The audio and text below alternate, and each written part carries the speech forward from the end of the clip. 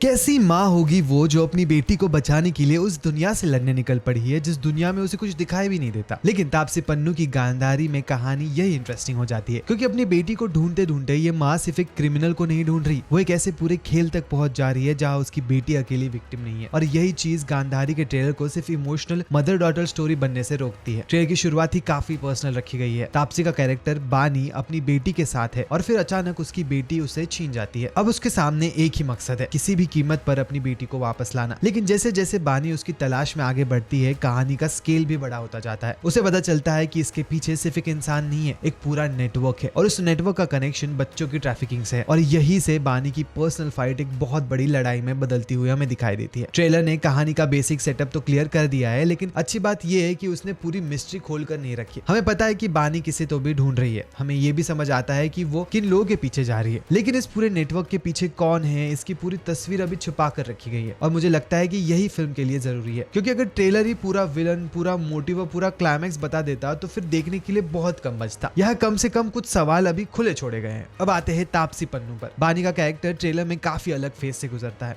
शुरुआत में वो एक माँ है जो अपनी बच्ची को खोने के बाद टूट चुकी है, फिर धीरे धीरे उसका डर गुस्से में बदलता है और आखिर में वही गुस्सा उसे उन लोगों के सामने खड़ा कर देता है जिनसे आम इंसान शायद डर कर पीछे हट जाए। तापसी के एक्सप्रेशंस में ये ट्रांसफॉर्मेशन काफी साफ दिखाई देता है। वो हर सीन में सिर्फ एग्रेसिव नहीं है, कहीं पैनिक है, कहीं हेल्पलेस है और कहीं ऐसा एंगर है जहां लगता है कि अब ये माँ किसी भी हद तक जा सकती है। और यही शायद उनके कैरेक्टर की सबसे इंटरेस्टिंग बात है। ट्रेलर के डायलॉग्स भी इसी इमोशनल कोर को पुश करते हैं। एक जगह बानी का पूरा एटीट्यूड एक ही लाइन में समझ आता है, जहां वो बोलती है, मेरी बेटी को जिसने मुझसे छीना है मैं उसे ढूंढ निकालूंगी। ये कोई कॉम्प्लिकेटेड डायलॉग नहीं है, लेकिन सिचुएशन के साथ रखा गया है, इसलिए काम करता है। और ट्रेलर में इसी तरह के छोटे छोटे डायलॉग कैरेक्टर्स की मोटिवेशन क्लियर करते हैं बिना अननेसेसरली कहानी एक्सप्लेन किए। फिर आता है मूवी का एक्शन, और यहाँ मुझे सबसे अच्छी चीज यही लगी कि बानी कोई सुपर ह्यूमन कैरेक्टर नहीं है। वो लड़ती है लेकिन उसे चोट भी लगती है, वो सामने वालों को गिराती है लेकिन खुद भी स्ट्रगल करती है, इसलिए फाइट्स थोड़ी रॉ और फिजिकल लगती है। कुछ सीक्वेंसेस काफी ब्रूटल भी दिखाई देते हैं और ये फिल्म के ओवरऑल डार्क टोन के साथ मैच करते हैं। अब बात करते हैं ट्रेलर की ओवरऑल प्रेजेंटेशन की। गांधारी का वर्ल्ड काफी डार्क और ग्रिटी दिखाई देता है, कलर्स म्यूटेड है, लोकेशन अनकंफर्टेबल फील होते हैं और बैकग्राउंड स्कोर लगातार टेंशन बनाए रखता है। ट्रेलर में एक पॉलिश्ड कमर्शियल एक्शन फिल्म वाली चमक नहीं है, इसके बजाय पूरी फिल्म थोड़ी रॉ और ग्राउंडेड रखी गई है और ये ट्रीटमेंट कहानी के लिए सही भी लगती है। डायरेक्टर देवाशीष मखीजा पहले भी ऐसे सब्जेक्ट्स के साथ काम कर चुके हैं जहां कैरेक्टर्स और सिचुएशन काफी अनकंफर्टेबल होती है। यहाँ भी ट्रेलर से लगता है कि वो सिर्फ एक्शन दिखाने के बजाय एक ऐसी दुनिया क्रिएट करना चाहते हैं